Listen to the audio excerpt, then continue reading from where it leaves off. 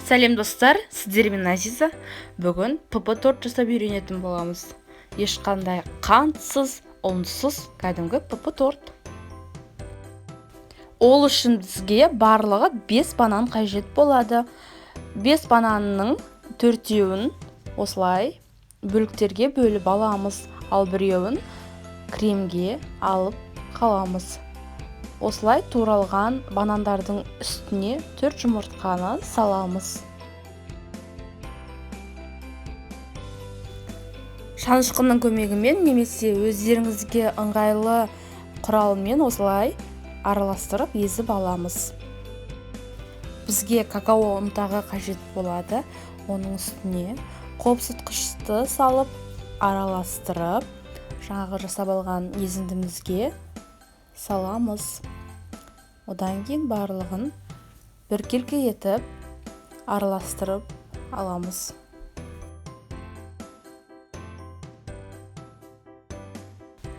Міне барлығын араластырып болған соң осылай болып шығу керек.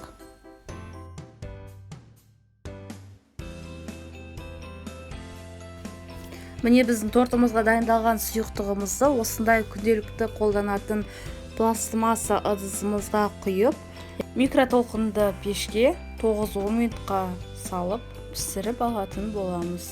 Корждар пісіп дайын болғанша арасына жағатын кремді дайындап алайық.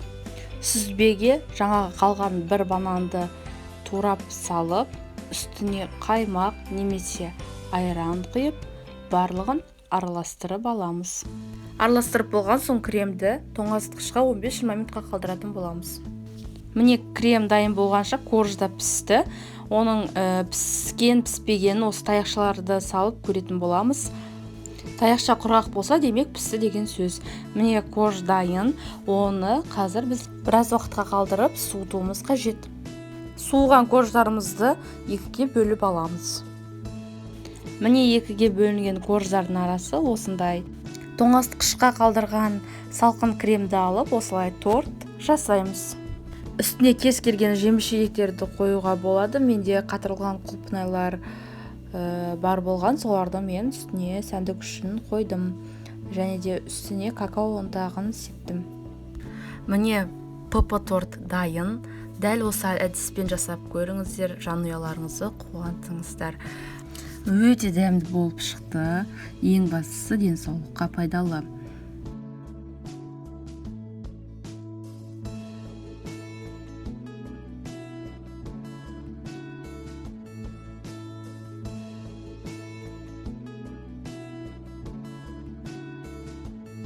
Сәлем достар, бүгін сіздермен өте дәмді әрі жылдам дайындалатын 7 нан, яғни 7 шелпектің рецептісімен бөлісетін боламын. Ең алдымен бөлме температурасындағы айранды ыдысқа құйып алдым.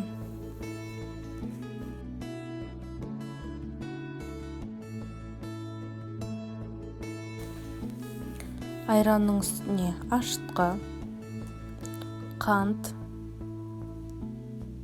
тұз, сұйық май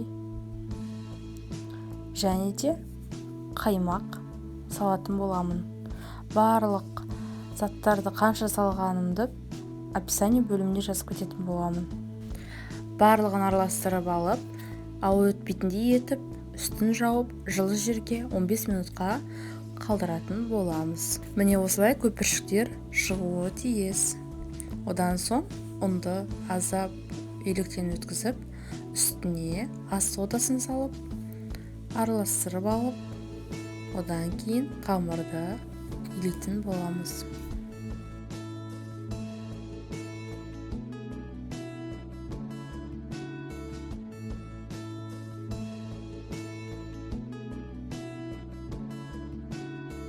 Шелпекті айраннан жасағандықтан қамыр осындай жабысқақ болып келеді.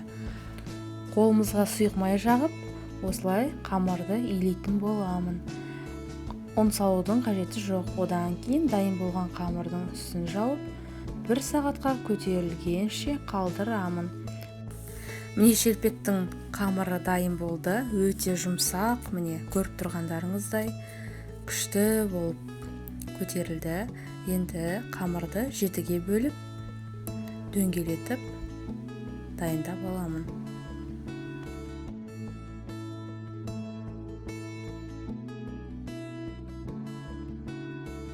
Міне бөлікке бөлінген қамырды да дөңгелетіп жайып алдым.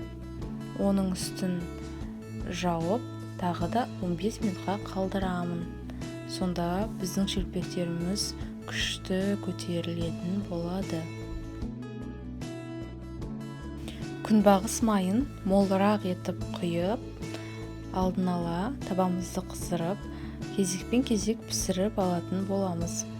Міне шелпектеріміз дайын. Өте жылдам дайындалатын осындай айраннан жасалған шелпекті жасап көріңіздер, дәмі тіл үйіреді. Аз болсын, егер де видео ұнаған болса, лүпіл басып, пікір қалдыруды ұмытпаңыздар. Сау болыңыздар.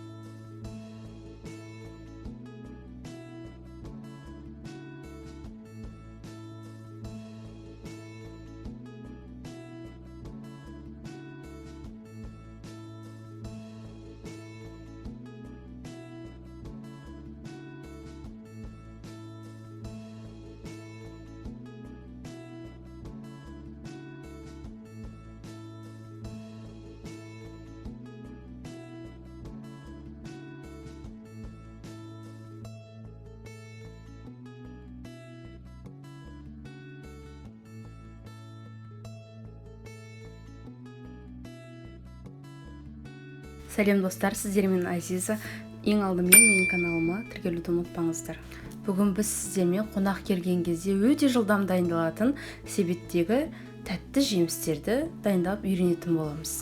Бізге ол үшін ашытқысыз қамыр қажет болады. Мен ылғи да осындай дүкеннен дайын тестаны алып, морозилке салып қоямын. Кез келген уақытта маған өте ыңғайлы. Кез келген, мысалы самса деген сияқты пісіргім келсе, өте жылдам пісіре қоямын. Яғни мен уақытымды үнемдеймін. Және де менде осындай қатырылған құлпынай бар, мята бар. Және де креміне сливки мен сахарная пудра қажет болады. Міне барлық заттар осы 5 қана зат керек болады. Осылармен біз бүгін себеттегі жемістерімізді дайындаймыз. Ең алдымен жаңағы слоеный тестамызды осылай жұқа етіп жайып аламыз да, шетінен міне видеодағыдай орап апарамыз.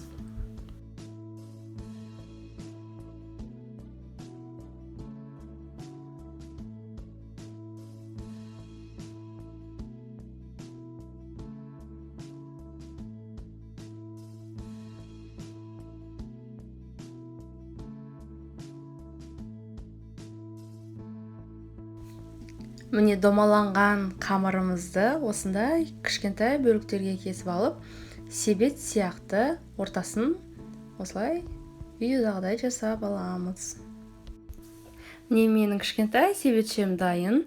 Оны біз осындай пергамент қағазымызды қойып орналастырып аламыз. Айтпақшы, осындай себеттеріміздің ішінде кез келген крем жасауларыңызға болады. Әркім өз қалауы бойынша крем жасап құюына болады. Міне мен құлпынайларымды орналастырып, сәндік үшін мяталарымды шетіне қойып шықтым.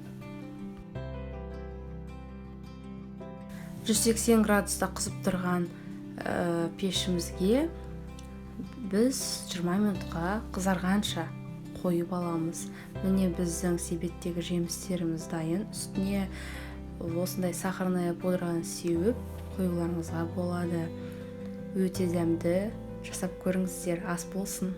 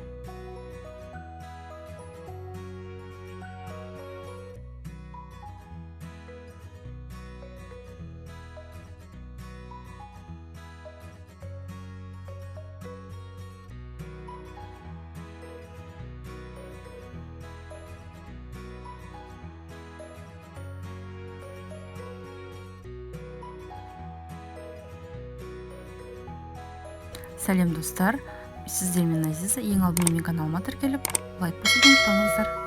Бүгін сіздермен жаңа жылдық шырша атты салат дайындайтын боламыз. Ол үшін бізге осындай азық-түліктер қажет болады. Алдын ала суға қайнатылып алған 4 жұмыртқа, қайнатылған ет, кез келген етті қолдануға болады. Мен сиыр етін қолдандым. Және де корей салаты, сыр, киви, майонез қажет болады. Ең алдымен тазаланып алынған жұмыртқаны осылай екіге бөліп алатын боламыз. Сарысын бөлек, ағын бөлек үкіштен өткіземіз.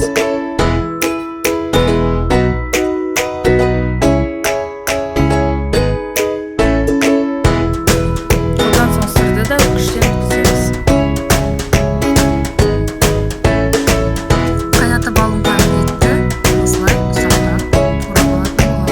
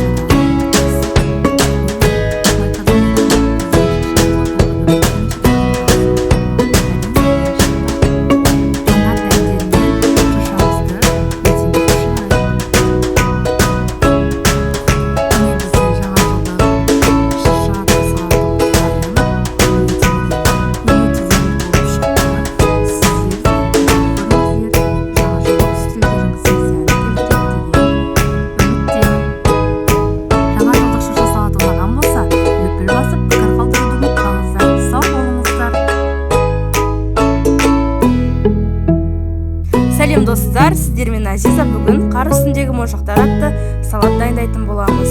Ең алдымен каналыма тіркеліп, лайк басуды ұмытпаңыздар. Жаңа жылдық үстеліміздің сәнін келтіретін салатымыз үшін осындай азық-түліктер қажет болады. Суға піскен сәбіз, тауық етін қолдандым.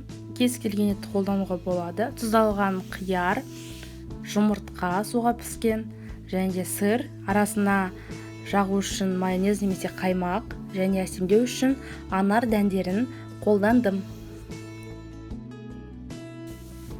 Ең алдымен ұсақталып туралған етімізді тарелкемізге салып аламыз.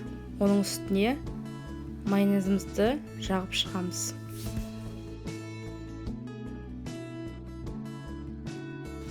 Етіміздің үстіне тұздалған қиярымызды саламыз. Тұздалған қиярымызды ұсақтап тураларыңызға да болады. Оның үстіне үкіштен өткізілген сәбізді саламыз. Тағы да майонезді үстіне жағып шығамыз.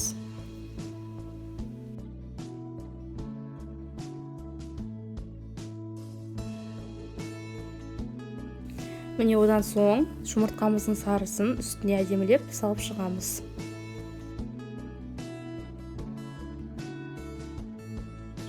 Одан соң үкіштен өткізілген сырымызды салып шығамыз.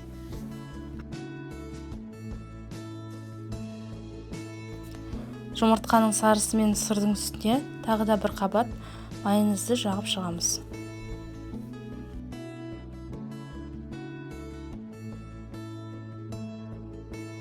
Ең үстіңгі қабатына жұмыртқаның ағын салып шықтым. Міне біздің салатымыз дайын. Ақ ұлпа қардай аппақ болып тұр. Оның үстіне майонезімізді осылай жағамыз. Біздің салатымыздың аты қар үстіндегі моншақтар болғандықтан үстіндегі дәндерін қойып шығатын боламыз. Міне анар дәндерінен әдемі моншақтарды өз фантазияларыңыз бойынша орналастырып сәндеулеріңізге болады. Міне біздің қар үстіндегі моншақтар атты салатымыз дайын. Сіздер де жаңа жылдық үстелдеріңізге осындай әдемі салатты жасап көріңіздер, өте дәмді, отбасыларыңыз қуанады деген ойдамын. Менің каналыма жүктелген жаңа видеоларды ең бірінші көргіңіз келсе, менің каналыма тіркеліп, қоңыраушаны басуды ұмытпаңыздар. Менің видеоларымды уақыт тауып көргендеріңізге рахмет. Жаңа 2022 жылы молшылыққа, табысқа толы жыл болсын. Сау болыңыздар. Қайырлы күн достар, сіздермен Азиза. Бүгін жаңа жылдық шаша атты тіске басар дайындайтын боламыз. Ең алдымен менің каналыма тіркеліп, лайк басуды ұмытпаңыздар. Менің каналымның дамуына үлкен үлестеріңізді қосатын боласыздар. Тіске басарымызды дайындау үшін бізге келесі азық-түліктер қажет болады. Батон нан, икра, творожный сыр және де қияр. Ең алдымен мен осылай батон нанды турап алдым.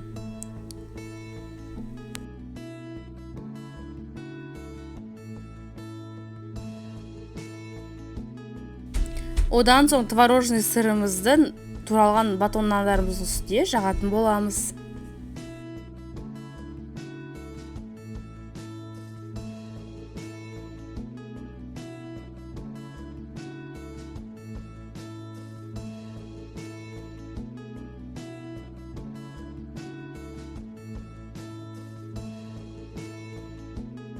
Творожный сырымыздың үстіне икрамызды жағып аламыз. Міне барлығына жағып дайындап қойдым. Келесі кезек үстін безендіру. Тіс шұқитын таяқшаларымызға қиярларымыз осылай турап, әдемілеп, рет-ретімен шаша сияқты видеодағыдай етіп кезекпен кезек орналастыратын боламыз. Оның үстіне мен жұлдызша ретінде сәбізді пайдаландым. Сіздер қызылшаны да қолдануларыңызға болады.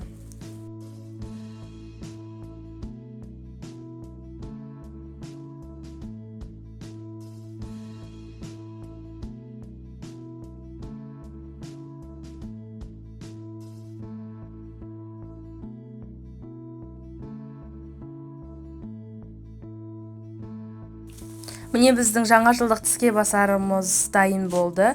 Сіздер де жасап көріңіздер. Барлығы дастархан мол болғанын және де әдемі болғанын қалайды. Ең бастысы дәмді ас болсын. Жасап көріңіздер. Жаңа жылда жаңа табысқа жете беріңіздер. Жаңа жыл құтты болсын.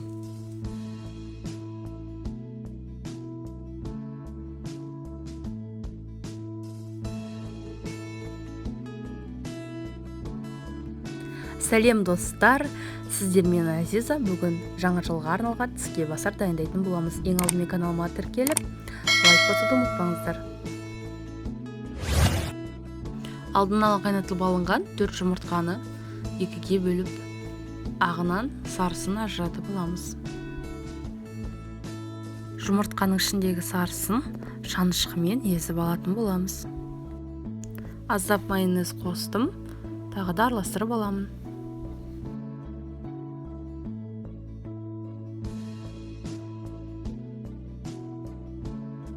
Міне бізде езіндіміз дайын.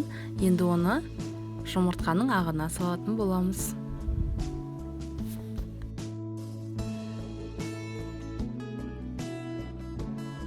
Міне барлығына салып болдым. Енді біз Аяз атаның қызыл түсті бас киімін жасайтын боламыз. Оған қызыл бұрыш қажет болады. Міне видеодағыдай етіп бас киімін кесіп аламыз. Аяз атамыздың көзін кішкентай қара бұрыштардан жасадым. Ал мұрнына анар дәндерін пайдаландым. Енді біздің Аяз атамызға сақал жетіспей тұрған сияқты, сақалы мен бас киімінің осындай дөңгелегін майонезден жасадым. Қалған тіске басарларымызды да осылай Аяз ата кейпіне енгізетін боламыз.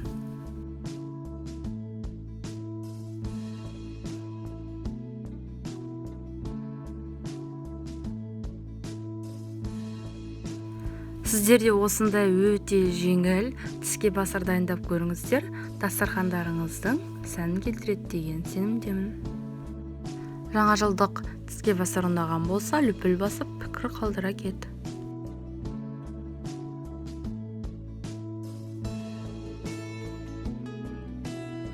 Сәлем достар, сіздермен Азиза. Ең алдымен менің каналыма тіркеліп, қоңыраушаны басуды ұмытпаңыздар. Менің каналымның дамуына үлкен үлестеріңізді қосатын боласыздар. Салатқа қажетті азық-түліктерді описание бөліміне жаза кететін боламын. Ең алдымен етті осылай видеодағыдай етіп турап алатын боламыз.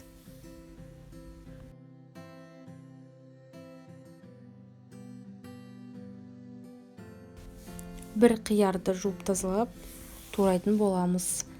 Егер қиярымыз кішкентай болса, 2 немесе 3 қолдануға болады. Қиярды көбіктеп турап болған соң, туралған еттің үстіне саламыз. Алдын ала қайнатылып алынған сәбізімізді үккіштен өткіземіз. Сәбізді де ыдысымызға саламыз. Суға қайнатылған жұмыртқаны ағын бөлек, сарысын бөлек қылып ажыратамыз. Ең алдымен сарысын үккіштен өткіземіз.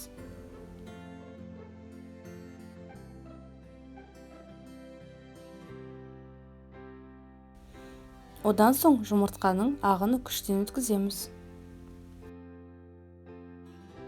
Суға қайнатып алынған қызылшаны үккіштен өткізетін боламыз. Міне қызылшаны үккіштен өткізіп болдым.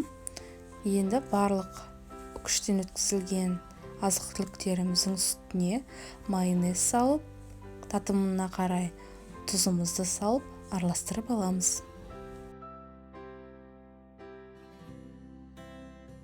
Дайын болған салатымызды осылай тарелкеге әдемілеп, дөңгелетіп, орналастыратын боламыз. Үккіштен өткізіп, дайындап алған жұмыртқаның ағын салатымыздың үстіне саламыз. Сағат атты салатымызды қанекей бірге әсемдейік. Бір сәбізді алып, осылай 12 дөңгелек тураймыз. Және де сағаттың тілі пішіндес етіп ұзындау 2 таяқша кесеміз. Сағаттың дәл ортасындағы дөңгелекше ол тұздалған қияр. Енді майонезбен сәбіздердің үстіне сандар жазып шығамыз. Міне біздің жаңа жылдық үстеліміздің сәнін келтіретін сағат атты салатымыз дайын. Сіздер де жасап көріңіздер. Жаңа 2022 жыл армандарыңыз бен мақсаттарыңыз орындалатын жыл болсын. Жаңа жыл құтты болсын. Жаңа жылдық салат ұнаған болса, лүпіл басып, пікір қалдыруды ұмытпа.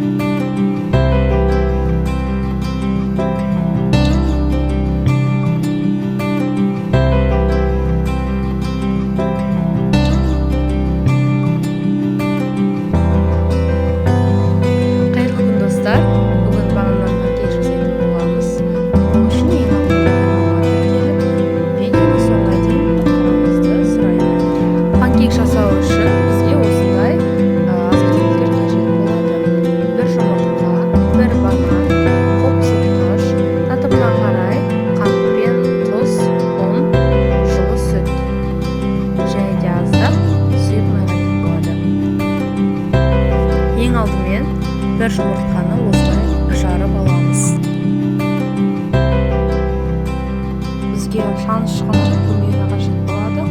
Шанышқымен дұрыстап араластырамыз.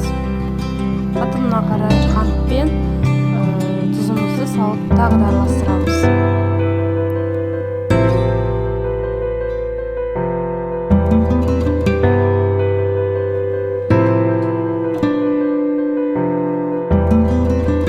Одан соң бөлек ыдысқа бір бананымызды ашып, оны тағы да шанышқының көмегімен езіп алатын боламыз.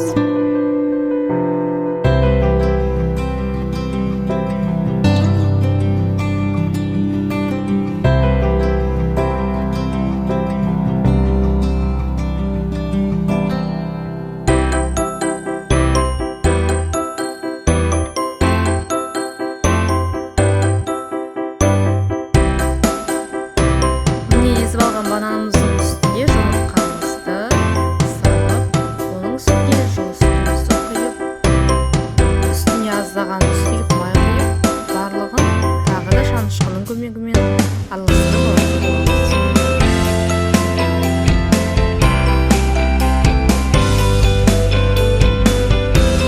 Одан соң ұнды ситадан өткізіп, оның үстіне қоқыстағыш салып, өткізіп алып,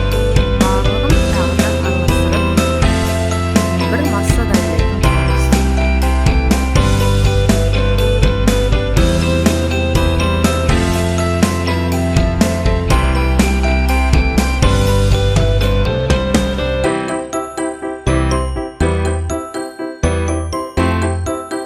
Міне бізде осындай сұйық масса дайын болды. Қызып тұрған табаға сұйық май